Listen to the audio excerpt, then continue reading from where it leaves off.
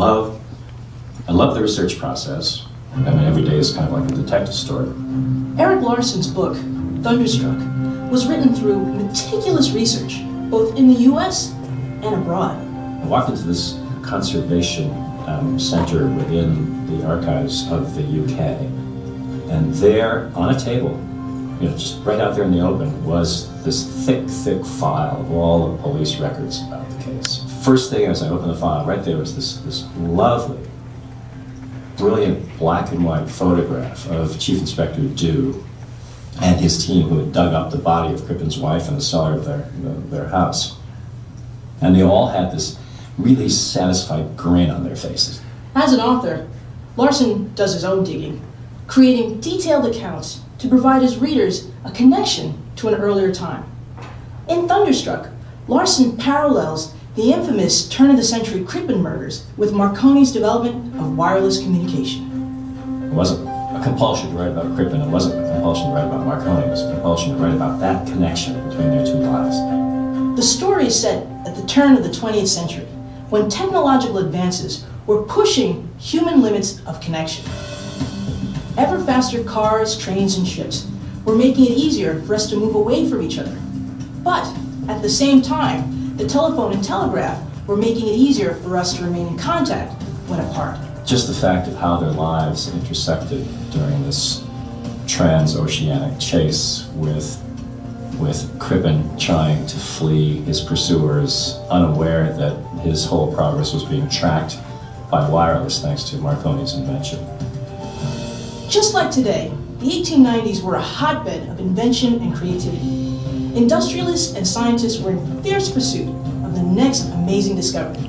Sometimes that pursuit included investigation in pretty surprising realms. You have somebody like Oliver Lodge, this leading physicist of his age, if not the leading physicist of his age, who was also a great believer in seances and the afterlife. At the time, there was a growing understanding that the universe contained invisible natural forces. For many, the distinction between science and the supernatural was very fuzzy. And so Oliver Lodge and others were actually instrumental in forming a society, the Society for Psychical Research. And they were devoted to the scientific study of psychical events being anything that would have a supernatural cast, be it a haunted house, be it communication with the dead through a seance, that kind of thing. For Lodge, and for many others, inventing a device for contacting the dead didn't seem so unlikely, at least not any more unlikely than wireless communication. Nobody thought early on that at some point you'd be able to send messages, from ship to ship, or even, all the way across the ocean. One guy who did see the potential in a very vivid way, and he credited it to almost a divine moment, was Marconi. He saw that this invisible method of sending electromagnetic signals could yield at some point a whole new world of communication. A century after Marconi's success, we continue to push the limits, finding new ways to connect. All you have to do, for example, today is go to a bar in a hotel in the evening and everybody is looking at their iPhone. I text all the time, is that I will send, for example, one of my daughters, I'll send a text that just says, hi L, L for Lauren. And I get a text back, hi Daddy. That's all it is. There is an inherent loneliness to life. And when you are able to connect, even in some inane way, it helps eliminate some of that personal isolation.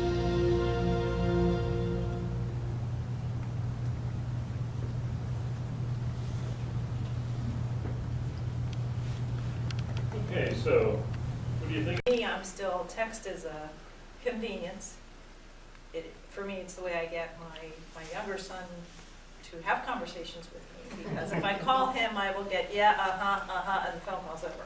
If I text him, I might get a whole hour of back and forth, and that's great. But I think we've all sat where you've been with a group of people maybe you don't know so well, or even with family, where those phones come out, and you're not talking to the people you're sitting with; they're all there. And if your phone isn't as fancy, you sit there and go, hey, I'm all by myself. So you lose that connection. So on one hand, it can be great connection, on the other hand, not so much. When my great nieces and great nephews come to visit my house, they love to come and they like to spend 2 or 3 days there. And sometimes the cousins will get together and plan on coming for the weekend. So I may have like 3, 4, 5, 6 kids at a time there, and they're all like under 14, down to 8. I have made it a rule that if they want to talk on their cell phones, they can stay home. If you want to come to my house and play, come play. And that's going with, you know, kids and Well- people in general need to learn how to properly use it. Well- You know, use the technology, not, you know, focus in and, Then I have the 12-year-old boy who said, but all we do when we play Parcheesi is fight over it. I said, yeah, you're finding out who's strong and who's weak and who's compassionate. And how to who's gonna resolve move his blockade conflicts. and who's going to keep the blockade and be mean. yeah. I said, yeah, you're finding out who's nice in life and who's not. And you're learning to get along with each other, and you're learning to argue and take it, and you're learning when you're hurt and feel somebody's feelings and when you should back off and when you shouldn't. I said, you don't get that when you're playing on your iPods and when you're playing on your phones and all that. I said, you don't get it. Well, and they don't, it's not that they don't get it, it's just they just get a different version of it, you know? But it's not the sensitivity that they get in real life. What always It's seems not. to amaze me is there's young kids Sometimes, went out to eat together and none of them are talking to each other. They're all on their phones. It's like, my God, I don't get it. It's like you went out to eat They together. may actually be talking to each other via the phone. Well, They they are. are. Oh, they are. I've seen my Yeah. kids in lab do that. They talk to each other in lab with their phones instead of just talking. Yeah. so do we just try to stop them, or this is what they want, so why, you know what I'm saying? I Yeah, mean, there's a time and a place for everything. and that's true, I know, but I mean, and I agree, because you know, we've had cell phones in our school and kids don't know how to use them and adults don't know how to properly, you know, put it down and, you know, but that's what it seems that our society, where we wanna go, so why, should we fight it, or? Yes. Okay, we fought the Beatles though too, I mean, you In know, certain areas. I mean, seriously, you know? There's a time and a place for everything, and I don't think they should, it's like one of these new glasses they've got now where they've got the camera in here and you can, what are you looking at when you've got that There's little a screen. glasses on? And are they watching a movie or what? I don't know, I don't follow that one. So what do you know, you're watching a movie and you're walking into the path of a moving semi or what? You know? You know, I have a friend who has a severe hearing problem, and the texting is marvelous for her, and that's how we communicate. And my daughter, instead of calling her at work, I can text her, and then she doesn't have to be disturbed.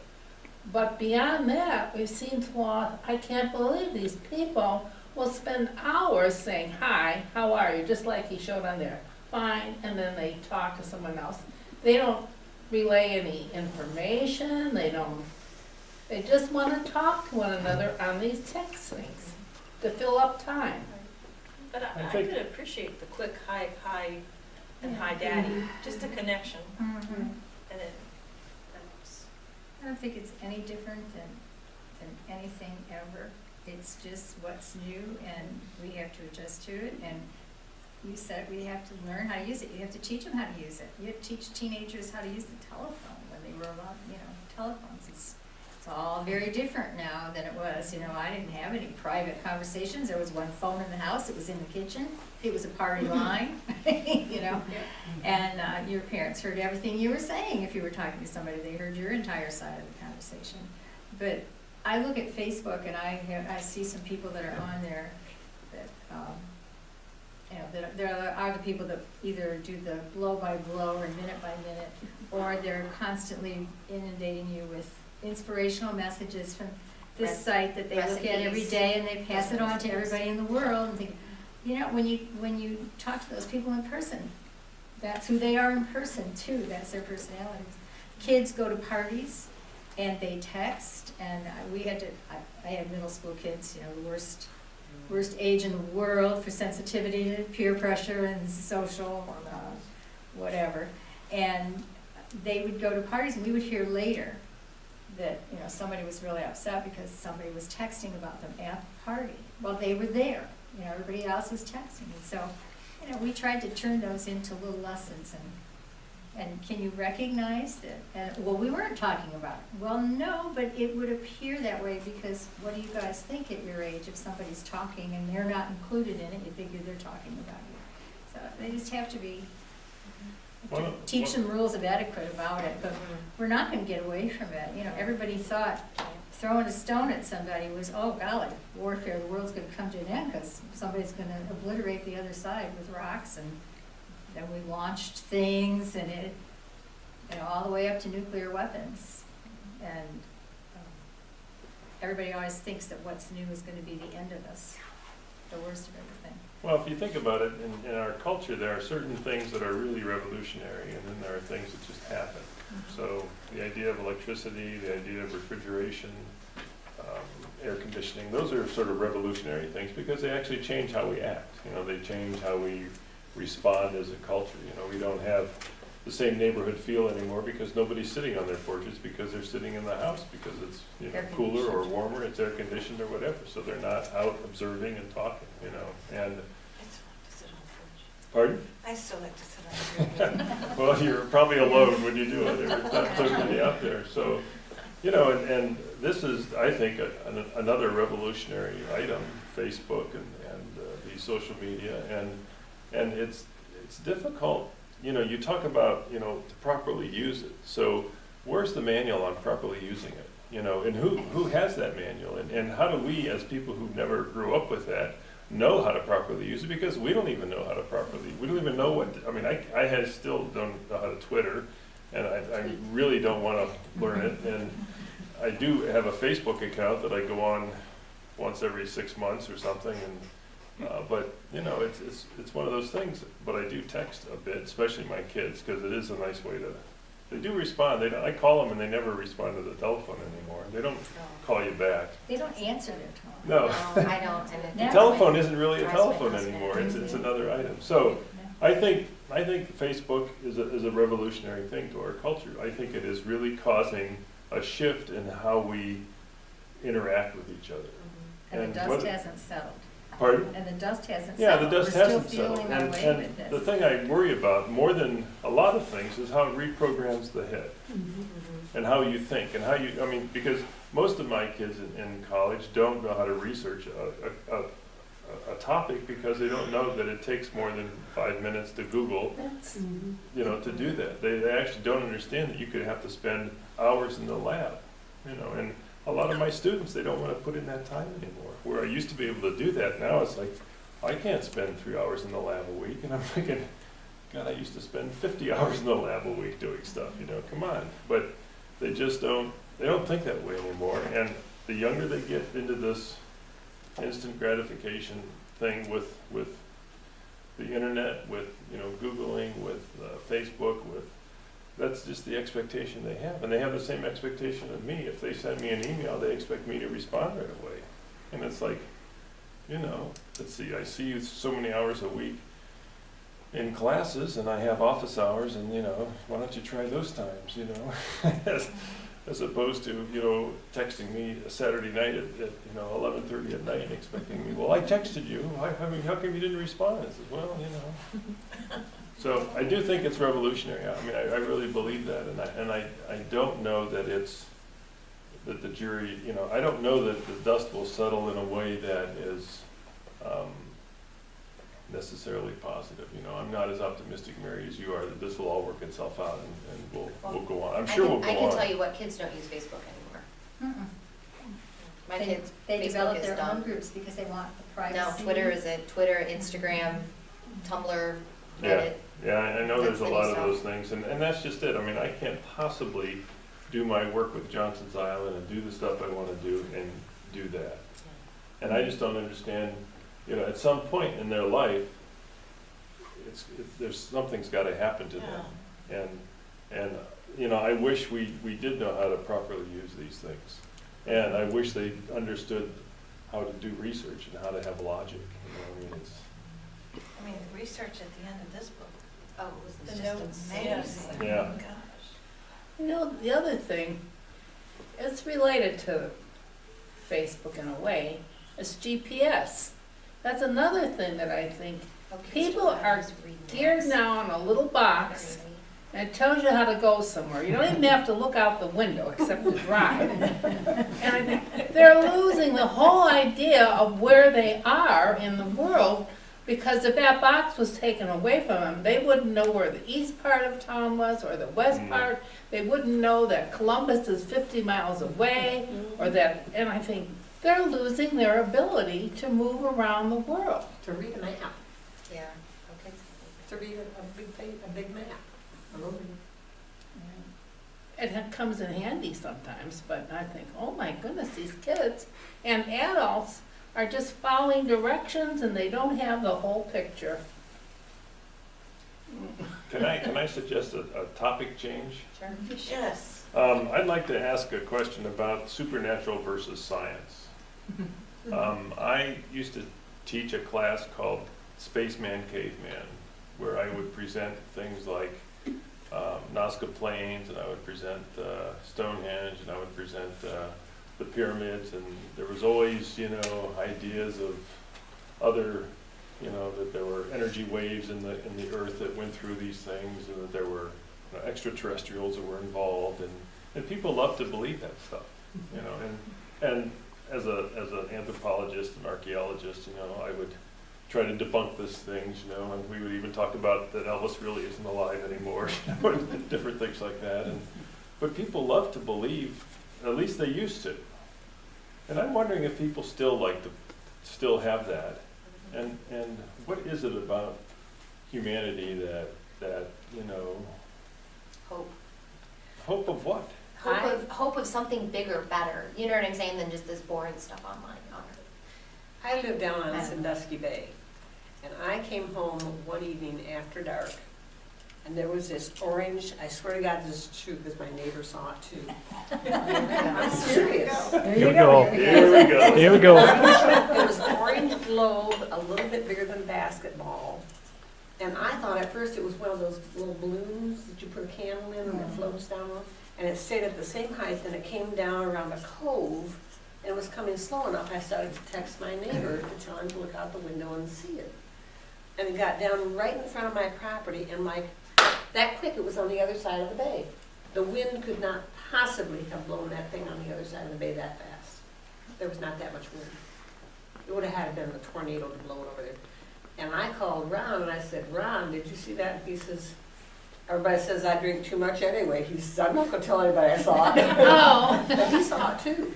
And then somebody put it on a Facebook, that it was under UFOs on Sandusky Bay.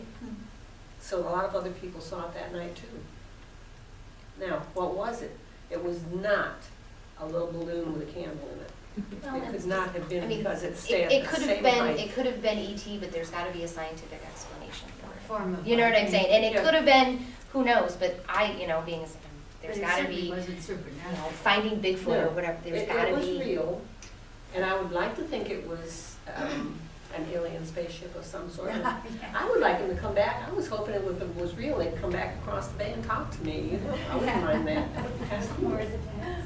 But it really, I mean, they've had UFOs on Sandusky Bay before, apparently. Just pull up UFOs on Sandusky Bay. Or the lake area, isn't there some lake area creature Oh, that's... that's Bessie, yes. Yeah.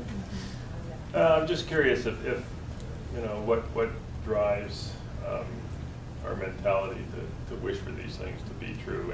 And you said that everything's boring, and I don't agree with that. I think everything we do is really fantastic. I don't think that Well, the no, I creation mean- of the pyramids or the Nazca Plains. I know, are but really but the boring. people, and I know what you're saying, but like the mundane, the people that or everybody, we get up, go to work, come home, so there's something different, there's something exciting out there besides just our, and yeah, that's, I agree. I mean, there's, the wonders of the world. I think that's amazing, but just something that there's. I mean, Out my there. old UFO. Well, I think when I look there's out there a lot something now. like that, there's two approaches. There's either there must be a scientific reason for it, and you can get excited about discovering what that scientific reason might be, or it could be a supernatural reason, and you can be excited about the hope that there's something we just can't understand in this world that makes things Yes. work. Or yet, either way, but I think that there's much to our brain power that we haven't tapped into yet. I think there's much in the scientific world that we haven't explored yet. I think that the universe is a very large place. There's a lot of things out there that we can't possibly know about. So not everything is explained, and that's what leads in different people's personalities or choice of whether it's knowledge I don't know yet or another being that I can be hopeful for is how we diverge as personalities. And either way is right or wrong. It doesn't matter. There isn't a right or wrong. It's just how people approach it. So how were the Nazca lines formed? And you see them exquisitely from above, and they're so large. How were they possibly made? Well, it's the same with a lot of the large architectural features on this planet. I mean, they're made by individuals who can easily create paths. Those were created by stones being moved, and they can line of sight, and they can project from their own mind the image they want to put on the ground, and it's a way of in their culture it was a way of giving homage to those above, the different spirits that they were particularly believing in at that time. So I envision I'm going to make this exquisite horse, and it's going to be so many 100 feet long and very detailed, and I'm able to accomplish this. Oh, sure. And in what kind of time frame? The scraping to Generations. create these. Oh, I think lines those. that I they don't think those were particularly complicated to create, and I don't think they took a lot of time. I mean, some of the pyramids and things took quite a bit of time because they needed hundreds of people to participate in moving stones and creating those block by block. But the Nazca plains are pretty simplistic actually. So, yeah. How about those places in South America that there are mountains and the people are very isolated still, and from a plane you can see that there looks like there's earlier patterns. You think Right. those are photographs that were just retouched, or and then the accounts of people who in their past histories have claimed they have had contact with people? Do you think those are all just made up or frauds? Well, I don't want to, get into a lot of that at this point. We could have another class. We could have another Isn't that thing on all. anthropology? Oh, it is absolutely. Yeah. No, Okay. I have drawers full of stuff that I could talk about that. But a lot of the the imagery that you see and where they use now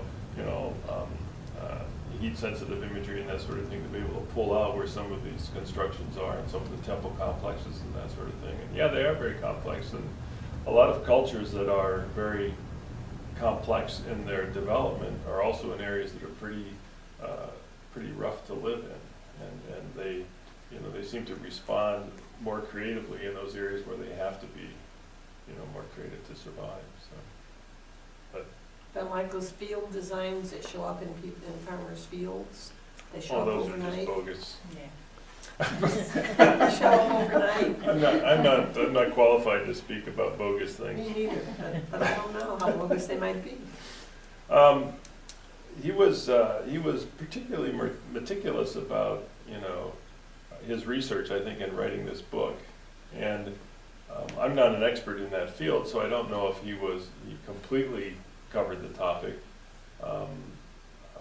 but what's the responsibility that he has in covering this in a way that is accurate? I mean, is there any allowance for some sort of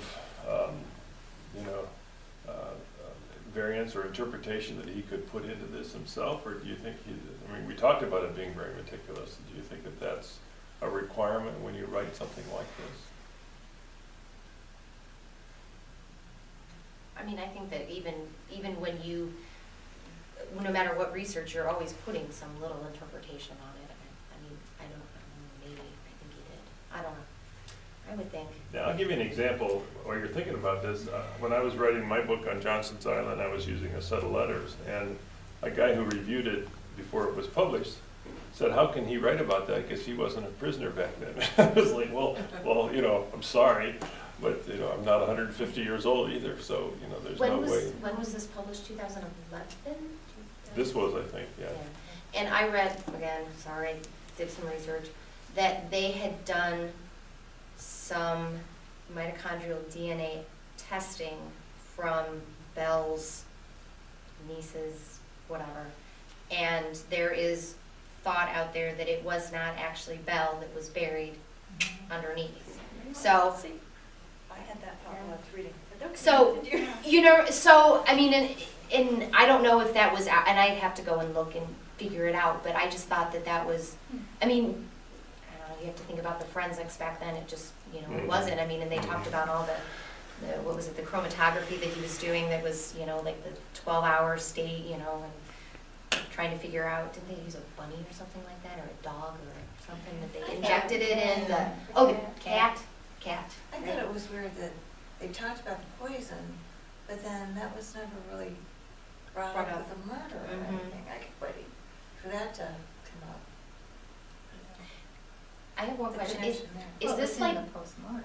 is the Crippen case, is it like a, I don't even know, is it like a common knowledge, because I had never heard of this case before. Is it like, Britain? if, that's what I was about to ask, if it's like a, Crippen was? is it like a John Wilkes Booth kind of Probably. for us? You know what I'm saying, like, Yes. everybody knows who, okay, Yeah. okay. Crippen was a weird fella, but it still seems strange to me that he never gives any information at all about what happened to Bell. He never testifies that Yeah, I kinda anything did, happens, and just you'd think ended. when it got down to the inevitable, because he accepts his execution, like, with dignity, as I said, that somewhere along the line, he might have said something, maybe not in his defense, but just something as a way of explanation. Didn't anyone think possibly that she faked her own death? There's all Yes. kinds of things I that mean, you don't know. I got to the end of that for book sure. and they never Well, with her proved and her Right. it personality. was It was- her and her personality. I really thought, she has framed this man. Yeah, you read any other book about it and it comes out immediately, Yeah. That she may fake. about the Crippen case. Yeah. That she ran away with another man. Yeah, but the fact that he accepted so readily anything she said about how it would be scandalous if you let people know your wife left you and ran away. I mean, maybe it was embarrassing, but would it have been that much of a scandal for him? Why did he have to lie all the time about where she was and what It's she just did? the And why end of couldn't he the just Victorian say, era. you know? I mean, you think about the time, it was the end of the Victorian era, it was the beginning of the, times were changing, but it hadn't changed that much. I mean, even, I'm of a generation where not very many of my friends had divorced parents.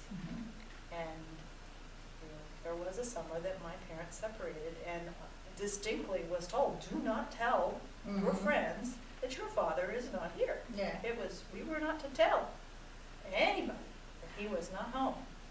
And, that was just in very many of my friends growing up. You didn't know that many children, at least where I grew up in my group of friends, that had divorced parents, so it still wasn't that accepted. They also brought out the questioning of that man who insisted that he was just a friend of her. Oh, In Miller. the beginning, Bill, they or spent a something, lot what was of his name? pages Yeah, on Bruce And then you never find out, like, Yeah, did they ever like Bruce. question him, Yes. you know? that he, no, I didn't have any relations with her, and I felt sure that was gonna be brought up as a possible reason of what happened to her, but they never mentioned it after that first, part of the story. There were a lot of things about that whole murder mystery thing.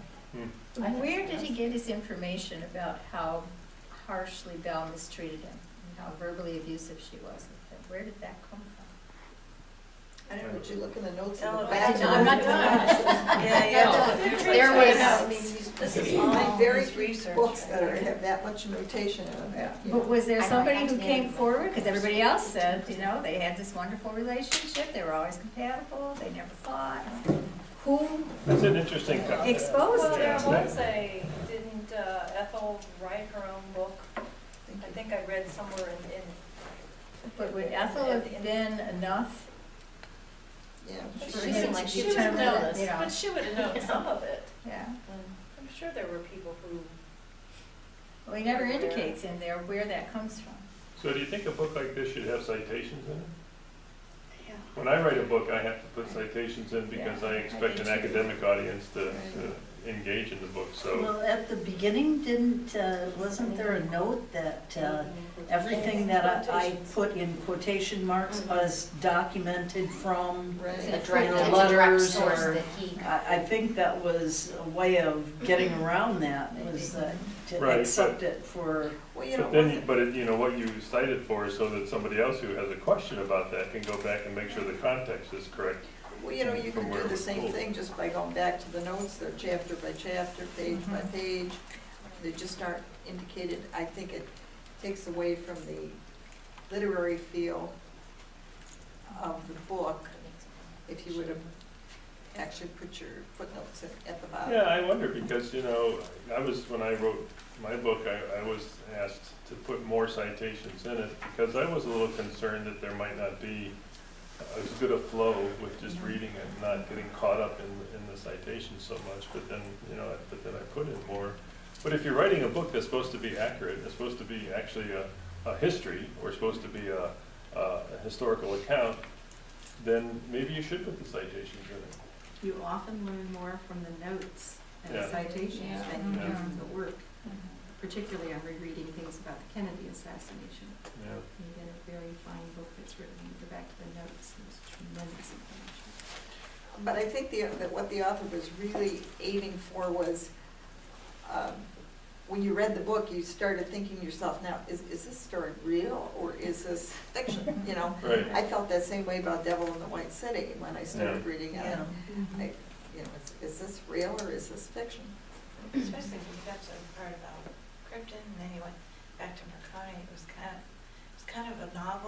Yeah, there's quite a bit of and then- story. Yeah. Yeah, so he's kind of doing the same thing, he's trying to make, I think, the subject applicable to a broader audience, Mhm. instead of just the historical concerns that are out there, so. I can't imagine how a person could take every bone of a person's body and clean it up enough to get rid of it. That must have taken, I would think it would take at least days to do that. You can do it in a day. He spent all that I time can do it in a in day. England that year where he was in the, could. I what was could. the university with some Done kind it of within the anatomy. Phantom List, I could do it in a day. But just the physical parts, He had all the anatomy scraping background. off the flesh. I Okay, know. let's move ahead here, yes, we will.